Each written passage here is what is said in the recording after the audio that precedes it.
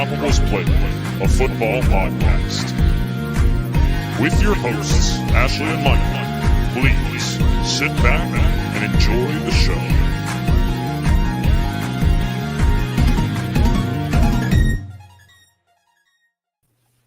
Hi, and welcome back to the Undroppables Playbook, a football podcast presented by the Undroppables and sponsored by Analyst Depot. I'm one of your hosts, Ashley. This is my lovely other host, Michael Duncan. How are we? I'm great. Great. New location this time. I feel like you're me that time that I went through like a million construction projects and was in like a different location every week. Yeah, I'm not in my house currently. I'm in a family home. That makes me sound like rich and I have multiple homes. I'm staying at my cousin's house. So that's where I am. Yeah, makes sense. Is it at least cool there that it's not boiling hot like your attic was? Yes, very much so. Good. Well, today we're going to jump into it with some news because there was some pretty big news in the last week. I know we are going to finish up Q&As as the majority of our event today, but lots and lots of news. So we'll jump into it. We unfortunately had two Ravens, one current, one former, pass away. Former Ravens defensive lineman and sideline analyst Tony Siragusa passed away, and current Siragusa. Sorry, I knew I was saying that wrong. The goose. And current Ravens linebacker Jalen Ferguson died at age 26. Neither have official causes of death, so we're not going to speculate on any of that. My heart goes out to their families and to all of the Ravens fans because I know that's a big load to carry on one day. Yeah. Yeah. There is a couple of like lawsuit and legal things going on in the NFL right now. The NFL is bringing Brian Flores' lawsuit to arbitration, which means they're like basically trying to settle and like mediate a settlement. It shouldn't be for a while that comes to a conclusion, but that was announced today. Desean Watson settled 20 of 24 of his civil suits with the women who were alleging sexual assault against him. He claims it's not him being guilty, it's him wanting to get on with his life. The women spoke through their attorney. A lot of them shared the attorney. He seemed very pleased with the settlements. The numbers will not be disclosed ever. And then the NFL does say that they're looking into a very, very lengthy suspension for Desean Watson. What that means, who knows? I'm not going to get my hopes up because usually the NFL doesn't punish players as well as they should. Do you have any thoughts on that? I mean, if it's going to be lengthy, it's going to set a new precedent. Mm-hmm. And I think that's what I'm really intrigued by. Because the precedent so far for this type of thing has been around 6 games. Mm-hmm. And I mean, personally, that's what I've kind of been expecting it to be. Again, just because of precedent and because of kind of it's not a gray area of what he did, but it's a gray area of what the NFL thinks they're allowed to do. Mm-hmm. So yeah, I don't know. It'll be interesting. It should be interesting. I know that they have on their top, legal team that look at a lot of this stuff. I mean, Loretta Lynch was the former U.S. attorney who helped defend them against Brian Flores. They have a lot of really high up judges that used to work for the U.S. government that now work for the NFL. So it should be interesting. Another legal news is that Roger Goodell testified before Congress today in front of the U.S. Oversight Committee. They've been doing an investigation into the Washington Commanders' workplace culture and misconduct allegations. That's been their investigation so far. Did you see any of the clips from today? The clips? Yeah, you can of him testifying? Live. Yeah. No. Oh my God! No, they at one point asked him about Deflategate and about Tom Brady, and were like the congressman was getting mad about it and about all of Tom Brady's nicknames, like the real Slim Brady. I've never even heard anyone say that. And then at one point, the guy was like, "You believe in the First Amendment, freedom to assemble, freedom to speak, whatever." And he's like, "Yeah." And he's like, "So why is Dave Portnoy not allowed to NFL games?" And he's like, "I don't know who that is." It's just like his entire thing was like a comedy show. He had like a 6-page remark opening statement, and after that, everything went a lot of thoughts, but this is not a political podcast, so I'm just gonna move past it. Okay, we can move past it. Now I'm gonna need to find that clip tonight and watch it and feel some sort of way. Yeah. We have three they're pretty big, but we'll go through them very quickly. Ryan Fitzpatrick signed his deal with Amazon for Thursday Night Football. I believe the first report was something about like the pre-show, but I believe he's going to be involved in some He'll be involved in all three. Okay. I was going to say, I feel like I only saw pre-show, but I figured it was more than that. Perfect. Jalen Ramsey had shoulder surgery and is expected to be ready for the 2021 season. And Rob Gronkowski officially announced his retirement. Until Tom Brady calls him like 2 weeks before the playoffs start. Yeah, exactly. Well, somebody had like an official source was like, there's a good chance he comes back if Brady ever like really needs him. But for now, he is retired again. Yeah. I mean, good for him. Yeah. He's probably the greatest tight end that's ever lived. So. And he's paid his dues to the NFL. So I hope he enjoys retirement with his gorgeous girlfriend and he will lots enjoy of beers. He will lots of beers. Anyway, we have the last of our Q&A questions. There's a pretty good amount of them. We kind of sorted them. We're not going to spin the wheel this week. We're going to sort them kind of in a way that makes sense. We're going to talk a little bit about fantasy. There's a couple questions about NFL schemes, a couple about, our favorite leagues, our favorite settings. So why don't you lead us off with our first question? Yeah, sure. Number one, what league have you been in the longest or have some of the richest traditions? Yeah, so my longest league is my family league. I did not start playing fantasy as early as, a lot of fantasy analysts and everything have. I think I really only started playing fantasy pretty heavy like 5 years ago, but that's my family league. It's always a disaster. Half of the people know what they're doing, half of the people don't.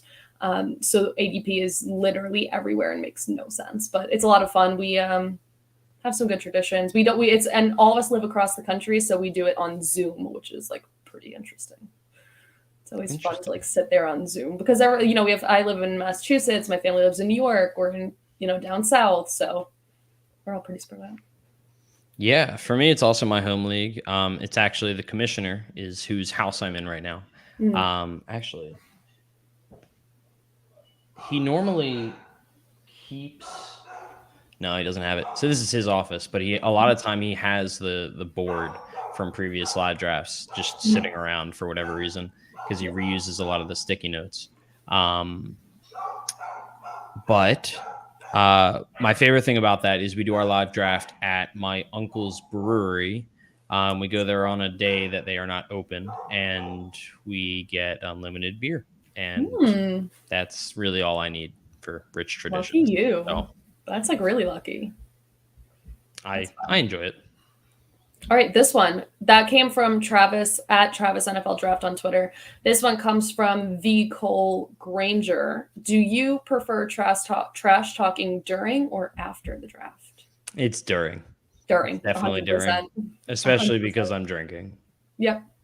What about in like your leagues? Like, like you and I share a league, we'll trash talk each other where we don't share a team. We're in the same, dynasty league. Those type of leagues, do you think during, after, in sleeper chat, stuff like that? I mean, in dynasty leagues, it's hard to not be after, because you're not really trash talking during a rookie draft. But like home redraft leagues, like it's during the draft, everyone's together in one place. Yeah. So you can multitask. You can trash talk to everyone at one time, and that's I think that's the goal, really. Yeah, my favorite in home leagues when you do them all in person is being able to like try and drop clues, and then that you're going one way, you don't go the other. You're trash talking everyone the entire time. Live drafts are a lot of fun. They are really fun. I agree. I haven't. It's been a couple of years because of COVID, but I'm excited to get back. I know. We finally have them back, and our Q&A comes from we set this up because of Scott Fishbowl, and Scott Fishbowl for the first time ever is having live draft in select cities, which is really cool. Yeah, should be a lot of fun. Yes. So this next question, we are going to start getting into, the fantasy questions of them all. Who is a player going in the first round who you won't be targeting? We can kind of go any direction. They say redraft, best ball, dynasty, etc. Oh, Lord. Why don't we stick with redraft for this one? Yeah, that's a really good question. I don't know if it's kind of a cop-out answer, but any quarterback. Mm-hmm. I feel like Josh Allen will probably. I don't know if his ADP is currently in the first round, but he's more than likely going to be the first quarterback off the board in a lot of home leagues, and I just don't want any part of a quarterback in the first round. So bit of a cop out, but yeah, I had that argument in the car on the way home from the Red Sox game the other day about, you're reaching so high in redraft for quarterbacks like Josh Allen or Justin Herbert, where you could just be, going a little bit later and still getting a decent bang for your buck for these quarterbacks that go a couple rounds later. Mine probably, I don't know. I don't think I'm willing to pay the price for the top running backs like a Jonathan Taylor or, Joe Mixon. I don't know where they would be going. Jonathan Taylor and Joe Mixon are two very different players. No, but I'm saying like a lot, like those in between those. So that's like the 1 through 10 running backs between Jonathan Taylor and Joe Mixon. Those are 1 through 10 right now on Sleeper's ADP. I don't think I'd be going really for any of them. And I'm not like a 0 RB person, but I just don't really like paying the price for some of these guys who a lot of them have a decent injury history, and it's just way too high of a price for me to pay at this point. Either way, I will answer the next one. Oh, that came from Willie_I_am505. For the next question comes from Dan08 Kalchek, who says, would you rather draft at their current ADP in full PPR redraft league, Jamar Chase, who's wide receiver 3 at an ADP of 1.11, or T. Higgins, wide receiver 12, ADP 3.9? Am I crazy for passing on Chase and taking Higgins? Absolutely not. I genuinely think T. Higgins is going to do really good this year. I think Jamar Chase might even take a little bit of a step back. And I think that's kind of just the way it goes for people who have that huge burst in the first year. I mean, besides like Justin Jefferson. But either way, I think if you're going for one of them, I would definitely go for T. Higgins. You can get, better, I'm not saying better guys, but you could get more in those first few round picks and then get Higgins later on and still get decent fantasy production from him.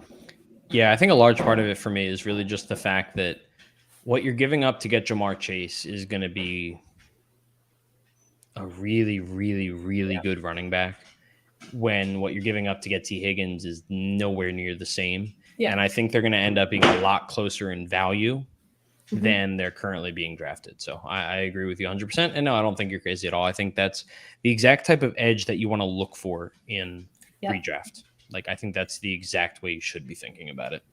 Yeah. And I think it's not even just that team. There are a couple teams where these, you have one super standout receiver who's going to be a little bit closer to their wide receiver too. I think that's just smart fantasy play to weigh your options on, who you can get by just taking that wide receiver 2 on the team that you're looking at.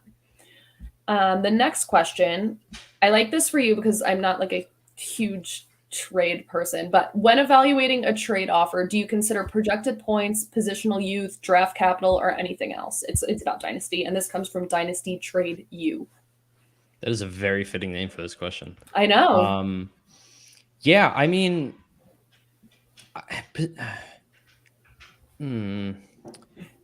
projected points I don't really consider, because sorry, if you hear chaos happening, that would be my dog who I had to bring into this room. Yes, Downey is joining us. Hi, Downey, and creating chaos as usual. Projected points, like, I don't know. It's so random to begin with that like it's still just a projection. For me, the bigger parts of it are really like, I'm thinking about youth. I'm considering draft capital, meaning where they were drafted in the NFL. But really, the things that I weigh the most are like positional value. Like I'm thinking about, okay, if I'm getting a running back in return, am I getting one of those top tier running backs like a Jonathan Taylor that in Dynasty I think should be worth his weight in gold? Or, one of the top wide receivers like a Jamar Chase or a Justin Jefferson. The shelf life of those guys should really be just incredible. It should be, 10 plus years of domination. So those are definitely a lot of the things that I think about. But more so, I look at my team needs and I look at what holes do I have before and what holes will I have after said trade. I think that's kind of where I start most of the time. Yeah, I completely agree with that. I think really for me, I'm not even going to add on it because I think you said it perfectly. I think that's the best way to say it. And that comes from Dynasty Trade View. I know. this year so far, are there any stacks that you have been eyeing? I know you and I have talked about stacks before on this podcast and how they work really well for best ball. I'm not sure if you've played best ball yet this year, but is there any that stand out to you at this point that you're looking for specifically in redraft or in best ball? I haven't done a ton of best ball, but off the top of my head, I think one that is really interesting. I'll give two. I think Josh Allen and Gabe Davis is interesting because I think you can get Gabe Davis really late, and especially in best ball, I think he's going to have weeks that he blows up because that's kind of the player that I think he is right now, not being the number one option in the offense. He's a good value, and like that's a stack I would really want a part of because I think them alone can win you a week sometimes. And another one I think is honestly it's Jalen Hurts and Devonta Smith. Devonta Smith is going after AJ Brown in drafts, and I'm not. AJ Brown is the better player right now, of course, but I'm not 100% convinced that he's going to so far outperform Devonta Smith this year. So I think you can get a really good value on Devonta Smith, and we've already talked about what we think about Jalen Hurts for fantasy this year. So particularly for best ball, I think that's really interesting in an offense where it's going to be inconsistent week to week. Yeah, I really do like the Chargers stacks, like a Justin Herbert and either Keenan Allen or Mike Williams. I mean, that's a stack that you would have to pay a pretty heavy price for. If not stacks, like having Matthew Stafford, and I even think Allen Robinson. I don't even know where I'm at with Allen Robinson yet, but a stack like Stafford and Robinson. So really for me, I'm looking at a lot in LA this year, in both LA teams, I think have decent upside for stacks there. Yeah, I mean, I think that's a good way of looking at it. They're going to be two of the better offenses, two of the better quarterbacks. Like, that's a really good way to approach stacks in general. So, yep. And I think something like the Rams stack is a stack that you can get for a little bit cheaper. You're not paying a quarterback 4 price and a wide receiver 12, 13, 14 price for one of those guys, where you're getting Matthew Stafford at quarterback 10, 11, and Allen Robinson as far as wide receiver, 25, 26. If you don't want to pay for Cooper Kupp, you'd have to pick up pretty early. Awesome. And that one comes from @thedon864. And our next question is, who are your favorite value wide receivers? Guys who will fill your wide receiver 2, flex or bench, but you really like their upside at their current ADP. Yeah, I mean, the first guy that comes to mind, and I think this is just because I can't really get myself off of him so much, is DJ Moore. You sold me on him this year. I like him. I like him so much. And it sucks mainly because it's just like his quarterback still sucks. I know. And that hurts. But at the same time, he's a really talented player, and I think the discount you can get him at is really, really good. And I think that's just a really nice thing to have.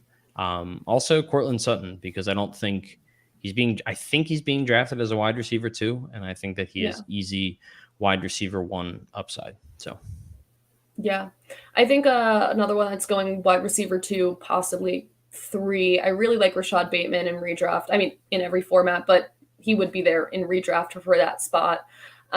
Guys like you mentioned Gabe Davis. He's another one. He's going a lot earlier this year because of the hype around him. But I think those are 2 guys that I really like to be, fillers and who have a decent ADP, who I think have pretty high upside this year. And that one came from Longfellow, like FELL, and instead of an O, you get a 0. So Longfellow 0. Longfellow, but with a 0. Thank you, Longfellow 0.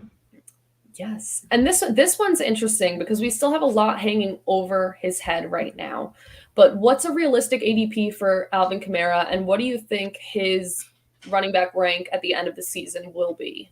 This also comes from Longfellow as well. Longfellow. But, if in case you don't remember, Alvin Kamara still has an assault with physical injury charge, or whatever the official name of it is, still not in trial. I believe it got pushed back again, but there's allegedly video evidence of it, and it's like a pretty hefty charge that still hanging over his head. So what do you think about that? Yeah, I mean, I'm historically out on Alvin Kamara. Obviously, I've been wrong about 1,000 times, but he's just not the kind of guy that I like to hitch my wagon to, because he's all about what's the word? Efficiency. He's just super efficient with every single one of his touches. He's never had 1,000-yard rushing season. Yeah. And Drew Brees peppered him with targets. Obviously, he was fine last year. But I don't feel good about it. I mean, they're going to have better receivers than they had last year. Yeah. Obviously, just adding Michael Thomas back is something, but you also have first-round pick Chris Olave and Jarvis Landry. So yeah, I don't know. I think his ADP will probably be in like the early second round. I think this will be the first time in a while that he probably doesn't go in the first round, but he's still not someone that's really interesting to me because I just think his floor is so low compared to what we're used to. And I don't know if his ceiling is truly as high as it's been most of his career. So he's a guy that probably at ADP I will never find myself taking, to be honest. Yeah. And I hate to say, but he's getting a little bit older too. He's 26 now. His volume might decrease a little bit on a team like the Saints, who are clearly trying to add weapons to that offense and versatile weapons at that. It's not just, these guys have a lot to do. And I'm kind of out on. I liked Camaro like last year, the year before, but other than that, I'm not really. Especially with the whole lawsuit, possible suspension thing hanging over his head. Even if it's not going to be done right away, it's possible that it all comes to a conclusion in October, November, when you would need him most. And I'm too afraid to take that risk and pay that high a price to take on that huge risk. Yeah, I mean, if he gets a 6-game suspension, he wouldn't be getting drafted in the second round of a fantasy draft. So nope. And the only reason he is because it's not concluded yet. And I'm pretty sure it got pushed back until like late fall, right? Yeah. Late fall. So that puts you not having your running back who you're drafting in the second round in playoffs in very important weeks at the end of the year. I'm out on that. That's a liability to take August 1st. So it'll be right before draft season. Oh, interesting. All right. Well, that's a little bit better. At least we'll have a conclusion for you. Sure. All right, so this is an either-or question. I know we get into a couple of them here in a little bit, but you're up first in a redraft league, possibly even Scott Fishbowl. Who are you picking first, Christian McCaffrey or Jonathan Taylor? I don't know. I know. I wish I could give an answer, but I don't know. Yeah. I don't. It's probably Jonathan Taylor right now, but I could wake up tomorrow and think it's Christian McCaffrey. It's hard enough to make that decision in general, but to make it in June is just like painful. Yeah. Christian McCaffrey scares me. I've had him on like one roster and I can't. But he's just so good. He's so good. That's the question we had the other day, that if you could look into one thing in the future, you said it would be how many games does he play? Because that would determine if you take him or not. Yep. If you forced me to make a pick right now, it'd probably be Jonathan Taylor. Yeah. And I mean, the crazy part is Jonathan Taylor is great, but if Christian McCaffrey plays 16 games, it's him, and it's no question, or 17 games, even 16 games. It's just no question. Like, Jonathan Taylor's great. Christian McCaffrey is that good. Yeah. So, yeah. And that one comes from Prior Matthew on Twitter. This one's kind of just a funny one. We've talked about 23 first-round picks forever now. Would you give up your firstborn for 2023 first-round pick, or just say F them picks? In this particular scenario, I'm going to say F them picks. I don't have a firstborn yet, a kid to give up. But I'm not trying to trade future draft capital for 2023 picks. And by draft capital, I mean born children. So I'm going to go with F them picks, I guess. Yeah. I'm not going like crazy out of my way to acquire 23 picks, but a lot of them have like slowly found their way to me just by bigger trades that I've done, and that I'm good with. As of right now, I'm kind of just in the middle, which is not a fun answer. And that one comes from Sumio, because it's not sumo because there's an I in there. Sumio wrestler. That is how English works, yeah. Sumio. We're going to go to Cowboys here. With Gallup likely to miss the first 4 to 6 games, do you prefer Pollard, who has potential wide receiver reps, Washington, or Tolbert as a late round flyer? Yeah, I mean, for me, it's Tony Pollard. I don't even care about the potential wide receiver reps. I don't think he's going to get them any more than he would normally get. I just think that he's, of the three, I think he's probably the best football player right now.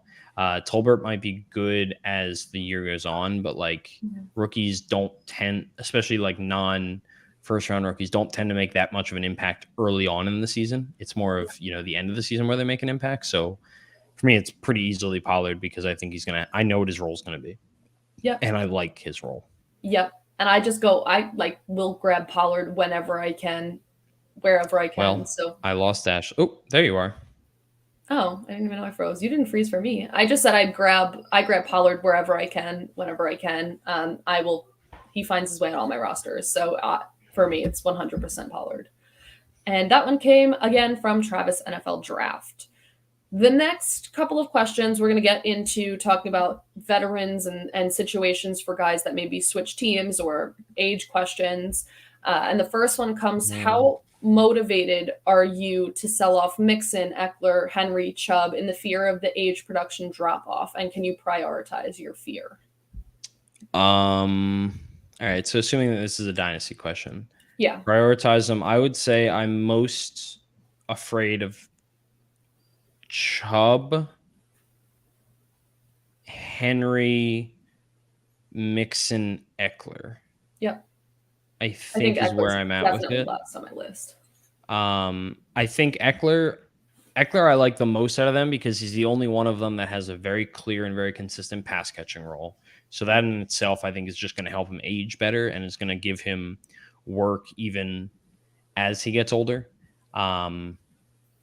Mixon is on a good contract for a couple of years. They have a really young core, and you kind of know exactly what that offense is going to be for a while. So I think I'm not worried about what his timeline is going to be. I think he will hit a cliff, but I think it's much more easily predictable than the rest of them.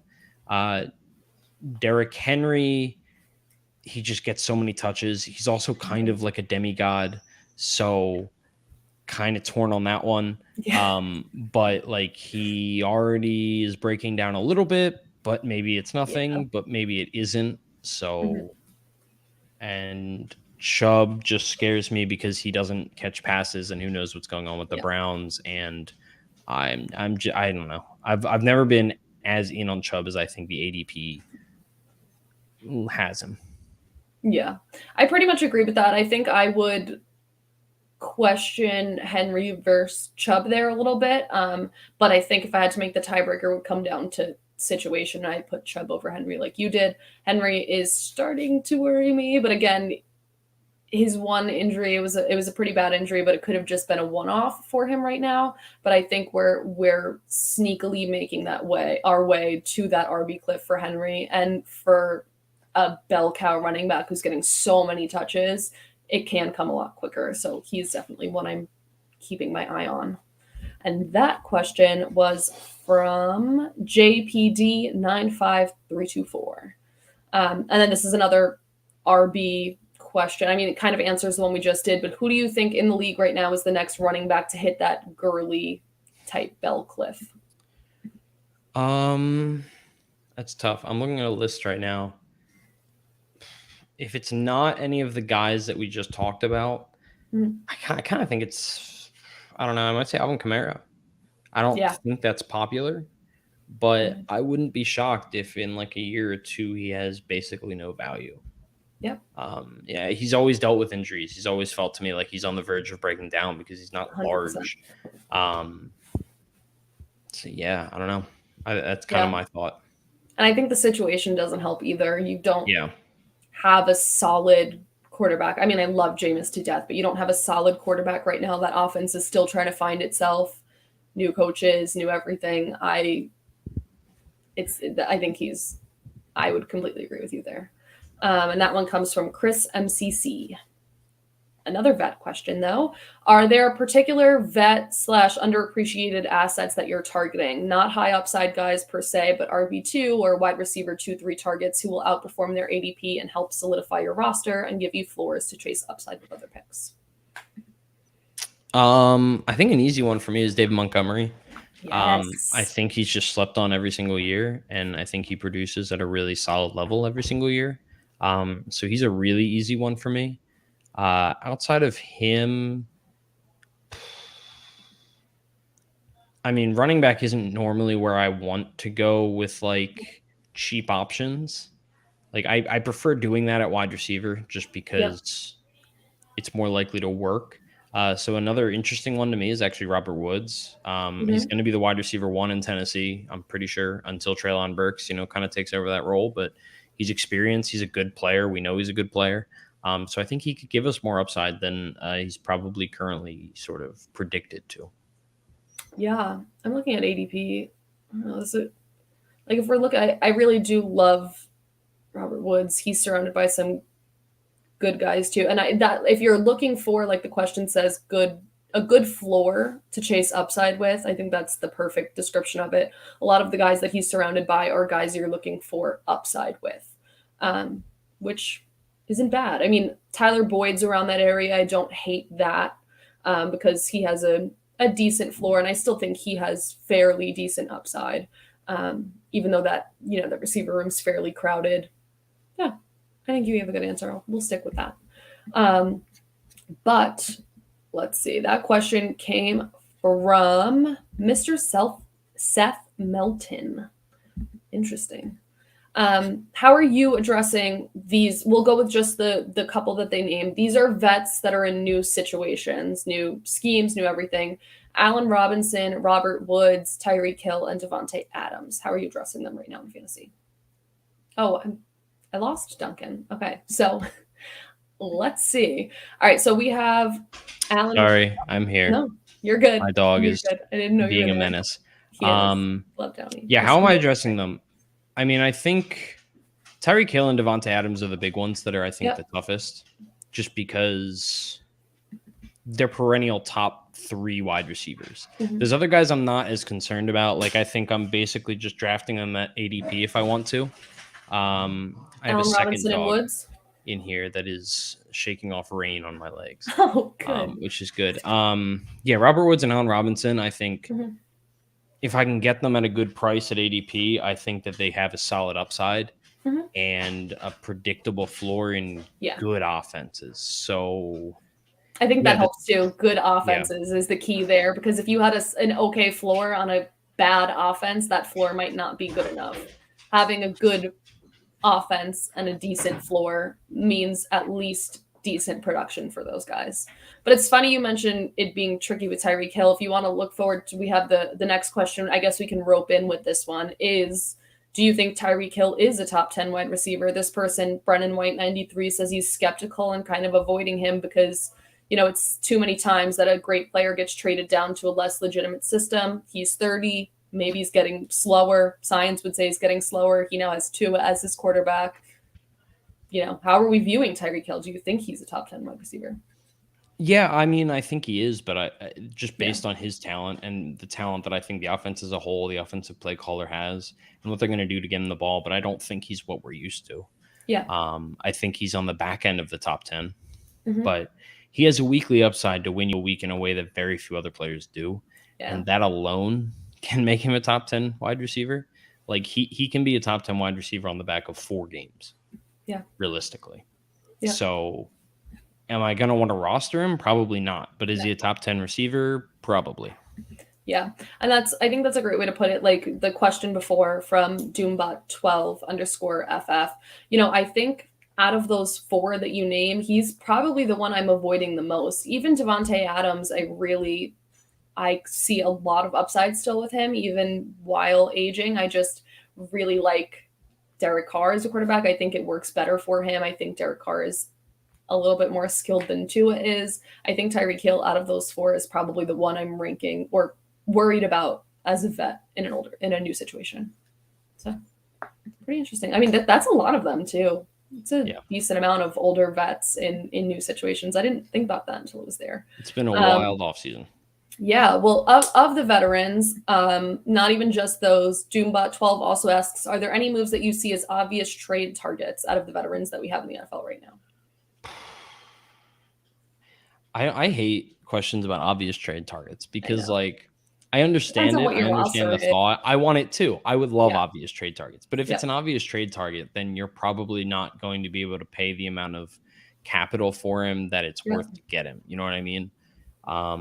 Guys I'm intrigued by, though, like I think I'm starting to buy into the idea of trading really low on guys like Allen Robinson, Michael Thomas, Jarvis Landry even. Like, I would throw garbage at a wall for some of these players, because in a dynasty league, like if you can get one of them to hit and, you know, you traded a 4th round pick for him, like, great. And there's a lot of people out there that would love to get a 4th round pick for a guy that they just think is basically done. And he very well might be. Yeah. But like, I would trade for Kenny Golladay. That's another name. Like the Evan Ingram. Any Giant really is basically how I feel. They're all garbage. So like, it is what it is. And you can get them for dirt cheap. Exactly. Rightfully so. But yeah, I think that's the way that I would approach it when I'm looking at like obvious trade targets. The kind that you don't have to pay up for. Like the kind that I think by week 2 you could already see a return on value. Yeah. That's why I in that dynasty league in Jax's podcast league that we're in, I believe that's the one I have Allen Robinson in, and I get offers, or had gotten offers at the end of last season, because he sucked. He way underperformed his ADP last year. I mean, he was abysmal in the offense, but now that he's in a new situation, people are still a little bit scarred by what happened last year. But I am holding on to him. So you can try, but you will not get him. Our own Kyle decides to ask CJ Uzama or Tyler Conklin. These are a couple either-or questions. It's because he wants me to say not Tyler Conklin, but I'm going to say Tyler Conklin because screw you, Kyle. I would say Uzama. Who is this year's Cooper Kupp and Deebo Samuel that you think is a league winner at wide receiver? It's always that question. If I knew, I would have a ton of money. It's always that question. I don't even know. DJ Moore? No, probably not. I want him to be desperately. I don't know. I'm looking here. I mean, like Devonta Smith. Like I think he fits that. No, but like I think he fits that profile of going in those middle rounds. He's very talented, and if the team takes a step forward that you want them to take, like I think that's it. Also, Dan pointed out another guy that I really like and completely forgot existed, which is Michael Pittman, who I think is a really good answer as well. What do you think about Brandon Cooks?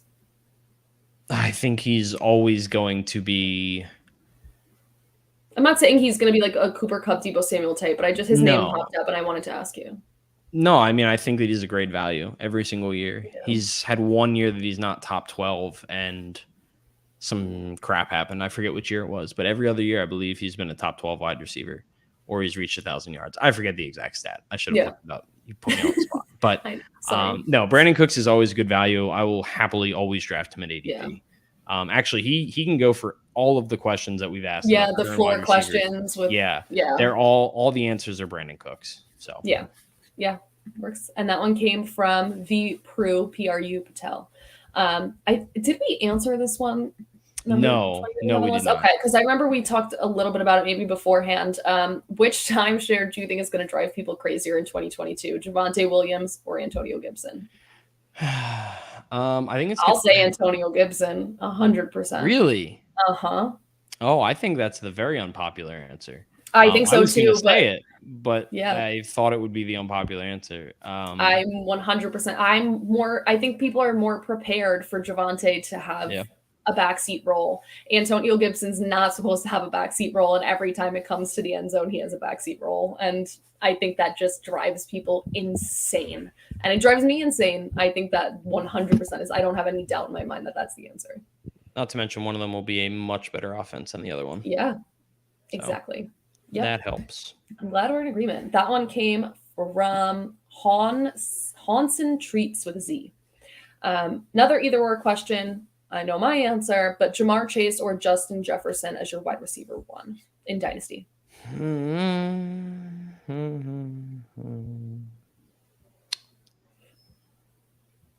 Thinking? I read this question like last week, and I've been trying to think of an answer.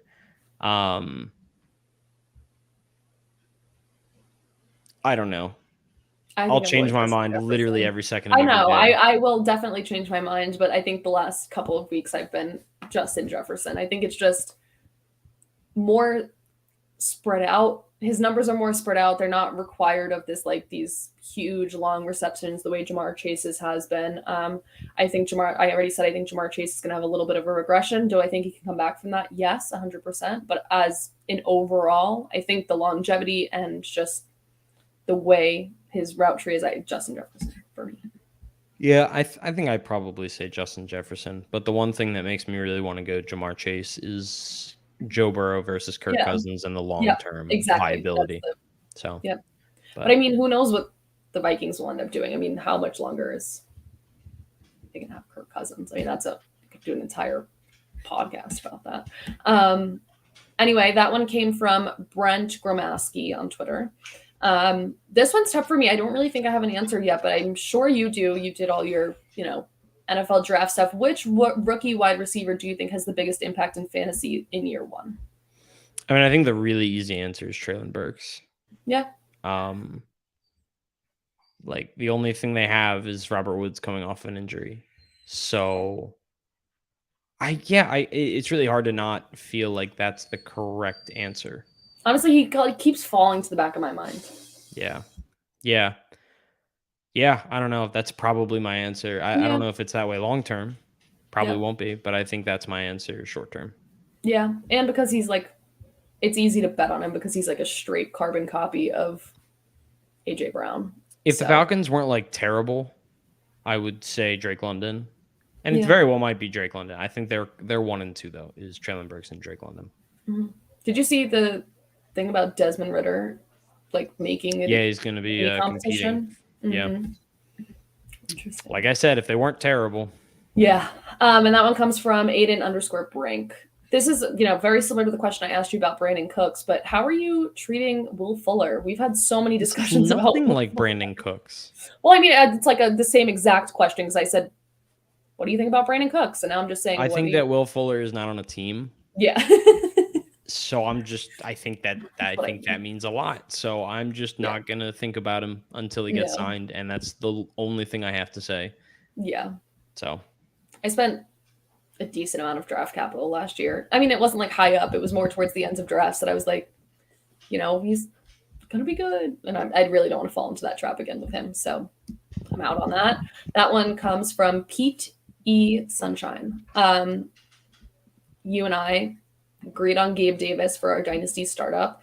This question is, why is Gabe Davis not getting the hype he deserves? I mean, it's a pretty polarizing subject right now, is Gabe Davis. And if you're on the side of, you're on Gabe Davis, why would you argue for him and say he's not getting the hype he deserves? I think he is getting the hype he deserves. I agree. He's probably getting more than the hype he deserves. Yep.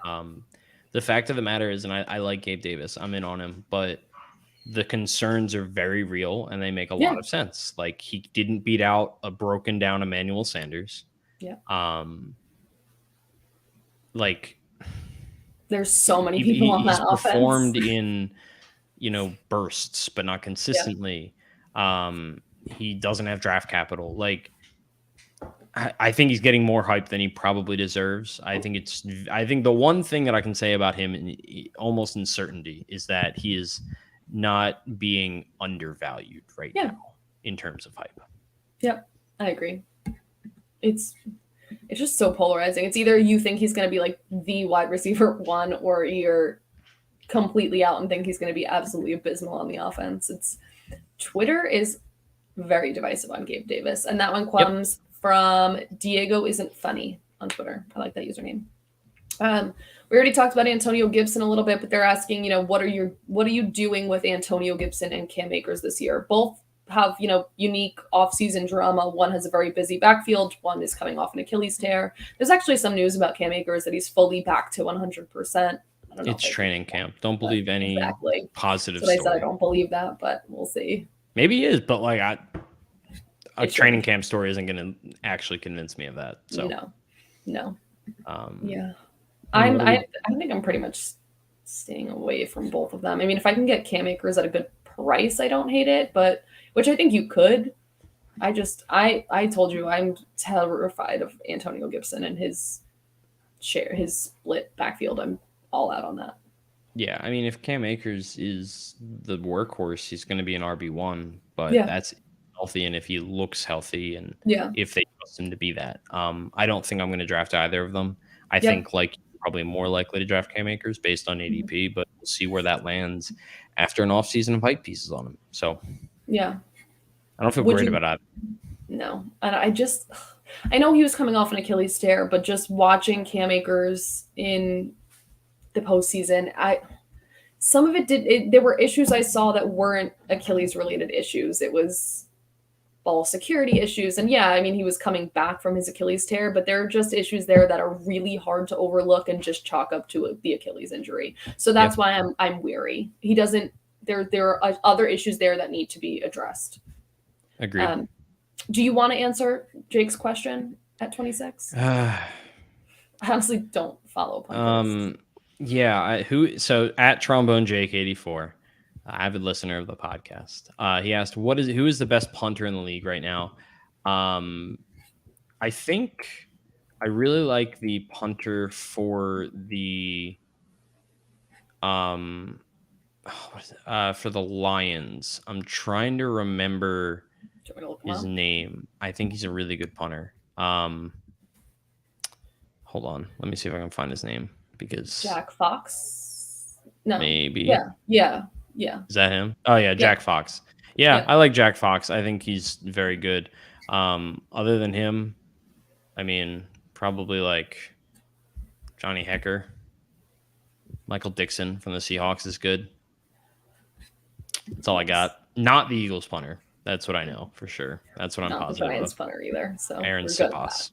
Not Aaron Sipas. We're good on that. Thank you very much, Jake. I can't contribute to that question very much. All right. We talked about this a little bit last week. With the recent investments in the Browns made in David Njoku, where do you have him ranked? This guy says, I saw him as a massive value after last season, basically free on waivers. Then he was franchise tagged, but still a good value. And then came the extension. Is he a value, or do you think he's being overdrafted? To be honest, I don't know where he's being drafted, so that does change this at least a little bit. He hasn't done anything. Like, I'm going to keep being intrigued by him, but if like push comes to shove, he hasn't done anything in the NFL to warrant any notable capital for me to invest in him in a redraft league. Like, if he's a flyer in like the last couple rounds, sure. But if he's like going in like the middle rounds, like, no. I'd much rather take Irv Smith for free at the end of the draft. I'd much rather take Gerald Everett for free at the end of the draft. He's got the athleticism. Yeah, they paid him. That is not it. It has not added up to anything up until now. So I don't know why we should expect it to add up to something now, especially with everything going on with the quarterback position. So that's my answer. I said it last week. Like, I would be definitely in on him if I had a whole guarantee that I hate like sounding like I'm praising the guy, but if he had a decent quarterback, if he had Deshaun Watson as his quarterback, I think I'd be a lot more in than I am right now. I am not using any of my draft capital on an offense and in an organization that kind of has no idea what it's doing. If you get a couple of the key pieces from the Browns, that makes sense. But having these guys that their amount that they're going to be seen and used in an offense up in the air, I don't think I want to take that chance unless I have a guarantee that he has a decent quarterback. Yeah. And that one came from solid_Chad. We'll move Chad. next to Kansas City, and B Schwartz 319 asks, who is the wide receiver 1 in Kansas City? Juju, MVS, Hardman, Moore, Gordon, or Ross? There's a lot of names there. I appreciate them putting Justin Ross's name on there. Yeah. I think if it's Justin Ross, I'll be really happy. I just think that's incredible. I love Justin Ross, so that would make me very happy. But I think the answer is one of the first two. I think it's Juju or MVS. They paid MVS a lot of money. Like, he got a better contract than Juju, and Juju has been much more proved than him. Obviously, the actual answer is Travis Kelce. It's the answer. We all know MVS got a 3-year, $30 million contract. Yep. And Juju, I think, with incentives, is basically 1 year for $10 million. Yeah. I think it will immediately be Juju. I obviously it's Travis Kelce, but I think for wide receiver, my bet is on Juju, but I think MVS is more likely to be a better value in drafts because I don't think it's going to be a huge difference. And I think it's the same thing we talked about earlier with Jamar Chase. And I just like the very light version of that. Yeah. And I think with MVS, you might get a couple more games out of him than you might Juju. I don't know that he's going to be wide receiver one in, like, if you come down to the end of the season and you're doing the stats, but the one I'm looking to have is MVS for sure. Okay. Now we have 2 Eagles questions that are mainly going to be directed towards you. We've talked about Devontae Smith a lot the last 2 weeks. And I know your answer on this question, but explain it to us because Brendan White 93 asks, is Devontae Smith now a borderline wide receiver 3, or will he and AJ Brown split targets and production? So I'm going to throw in the next question with this. Do you think the Eagles will pass more this season? If so, how much more? And that was at Hissler 420. Because I think these two are hand in hand. I think the Eagles are going to pass more. I think they want to pass more. Because the Eagles as a franchise, that's what they want to do. That's what Jeffrey Lurie, the owner, wants to do. That's what Harry Roseman, the GM, wants to do. I think that's what Nick Sirianni, the head coach, wants to do. They passed so much last season until around week 7 when Shane Steichen took over play calling. Shane Steichen is now still the play caller, but it's still Nick Sirianni's offense. If Jalen Hurts really actually shows improvement as a passer, they will pass more. And they added a true wide receiver 1 in AJ Brown. When I say wide receiver 1, I mean from an NFL perspective. From a fantasy perspective, I don't think either him or Devontae Smith will finish as a wide receiver 1. I think they'll probably finish in the wide receiver 2 category. Maybe both of them. Maybe one of them is like, early wide receiver 3, like low wide receiver 3, high wide receiver 3, the good side of wide receiver 3, trending toward a wide receiver 2. I do think that they will split targets. I think that even if they only pass as much as they did last season, that games will just be split between those 2 and Dallas Goedert with the occasional Quez Watkins, maybe big game here or there. But if they pass more, and if Jalen Hurts really sees the improvement that we think or hope that he's going to give, then I think you can realistically see solid seasons out of both AJ Brown and Devontae Smith. Because at the end of the day, I think that they're one of the most talented wide receiver tandems in the league. So hopefully that can account for something. Yeah, I completely agree. I don't see Devontae Smith losing a whole bunch of numbers and production. I think that offense is going to be very specifically designed for what they have there rather than kind of just throwing regular road plays. I think they're going to make a huge investment in, specially curating plays that will be able to, and just the 2 of them together is so, the idea of it is incredible. Tell me about it. Oh my God. I mean, it's not incredible on the weeks that we play each other, but every other week. It's for me. I'm a Devontae Smith. I'm a huge fan. So that answers that. This one, the next one, I don't have a lot of information yet. I know you and I have talked about, doing a podcast specifically about, philosophies and, run past this upcoming season. But we'll get a little bit into it here. It says, what do we know about the Saints head coach, offensive coordinator philosophy, pass versus run heavy, etc.? Winston's PAs were limited last year, which caps the upside of the receivers and how many that offense can support for fantasy. He's also coming off injury. Do you have concerns or thoughts? Yeah, I mean, I have concerns across the board for that offense. I think the Saints think that they're a lot closer to winning a Super Bowl than they actually are. So weird. I think they're morons, first of all, for trading what they did to get Chris Olave. Yeah. It's bizarre. And I like Chris Olave, but I still think it's bizarre. Overall, no, I don't think we really know what they're going to do, because even if it was a guy who was under Sean Payton, that doesn't mean that this is going to look at all like Sean Payton's offense, because Sean Payton is Sean Payton. Sean Payton is a really good head coach, probably a Hall of Famer. And I think he was really good at game planning around his good players. And I think that's why last year's offense looked the way it did, because their wide receivers were terrible and they had no one. So I think that's exactly why they did what they did last season.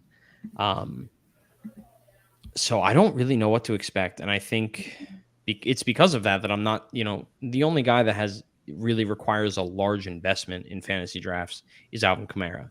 And I won't be drafting him. Michael Thomas We've seen him do incredible things, and he's not free, but he's not expensive in drafts, so I'm more likely to draft him. I think Jarvis will probably have more of an impact than we're expecting, and he's basically free. And I think Chris Olave is a talented player that could break out later in the season once he gets his feet under him. So, yeah, I mean, I'm not confident enough to say that I know what they're going to look like, but I know that it's not an offense that I'm excited to get pieces of anymore. Yeah. Which, 2 years ago, that was very different. I completely agree. And I think part of the reason that this is going to be one of the hardest offenses to decipher before the season starts, because you have Pete Carmichael as the offensive coordinator who is in his 17th year with the Saints. You have Dennis Allen, who's been with the Saints. Great defensive coordinator. Great defensive coordinator, but I have no idea how that offense is going to be ran because it's in the system that was just under Sean Payton's cloud, and we don't know what that system really is without Sean Payton.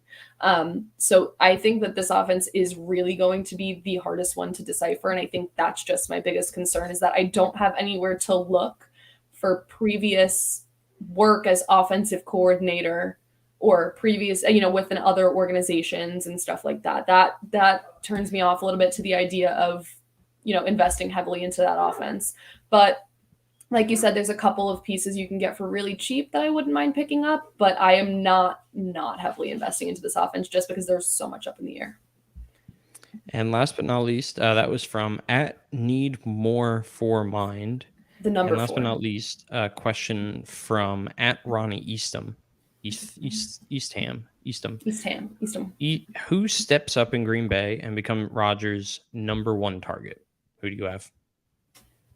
This one trips me up. I don't think he's going to be the number 1. I do think Sammy Watkins is going to do a lot better than he has in the past. I'm torn That's not between. What the question was, Ashley. I know, but I just have to shout out Sammy Watkins because I'm just doing it. Yeah, probably Alan Lazard or Randall Cobb. Those are kind of the two that stand out to me. I don't know. Any one of them can. I'm going to say Aaron Jones. Yeah, that's true. I was honestly really only looking at receivers there, so you're right. The question says target. I know, but you read the question that time, so that makes perfect sense. Oh, so you just don't listen to me when I talk? I was listening, but I was also looking at the depth chart. So. Oh, okay. So you were just listening, but not really? Yeah, like half listening, basically. Yeah, okay. I mean, that makes sense. Yeah, exactly. Totally professional. Exactly. Either way, I think you're definitely right. If it's not just wide receivers, Aaron Jones for sure. But if it's wide receivers, it's one of those two, I think. What do you think for just receivers? Sammy Watkins. Really? Yep. I want some chaos. I want some chaos. Wouldn't that be crazy? Like week 1, Sammy Watkins becoming wide receiver 1, Sammy Watkins. I want it. I want it. So insane. So insane. Especially for like what they did to get him. Crazy. Either way. I want it. That would be so fun. I'm in for that. I'm down for the chaos. I think that's like our brand here.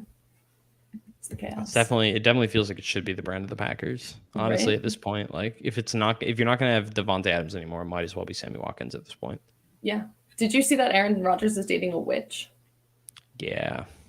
He's dating a real witch. Well, she says she's not a witch, but everyone who knows her says she's a witch. So. That dude's crazy, man. He's losing it. I don't know what happened, but he's losing it. I don't know. The man bun scares me. Yeah, me too. Did you see it in the match? It was like really alarming. I don't like it. Either way, that's the end of our questions from our Q&A. Thank you to everyone who participated. I really like this look with the mic off the hook and in the hand. Like you're doing like sit-down comedy. Thanks. You're welcome. Thank you to everyone who gave us a question, who entered to get the Scott Fish Bowl spot. We did give that away. Still, Scott Fish is still sending out invites for Scott Fish Bowl, so make sure you're signed up and open to playing in the satellite divisions as well, because that's how a lot of people move on to real Scott Fish Bowl. Either way, Duncan, anything to add before we sign off? Perfect. Just a sneeze. It was really good timing. That was really good timing. Yeah, no, I'm in the Wakanda division, so we will not be having a live draft because unfortunately Wakanda is not a real place. But we are talking about possibly donating some money in honor of Chadwick Boseman. I love that. So that makes me very happy. Mm. So Wakanda forever. That's what I have to add. Yeah. I don't know where I am yet because I might do a live draft. I might not do a live draft. So I don't know yet. I'll let you know when that happens. It must suck to be wanted. Yeah. Well, like we've talked about it. It's going to Boston. And I also don't know who's going to be picked. Like there's like 60 people, 65 people. Not everyone gets picked. They're only doing like 2 divisions or something. I don't know. Right? I guess we'll find out. Okay. Stay tuned. There's no Philadelphia live draft, so I don't know. I know. It's sad. But I tried. I campaigned. I have to campaign harder next year. Yeah. Either way, thanks for putting up with the chaos today. We both had a lot of noise in the background. At least you're our audio producer. So. Woo.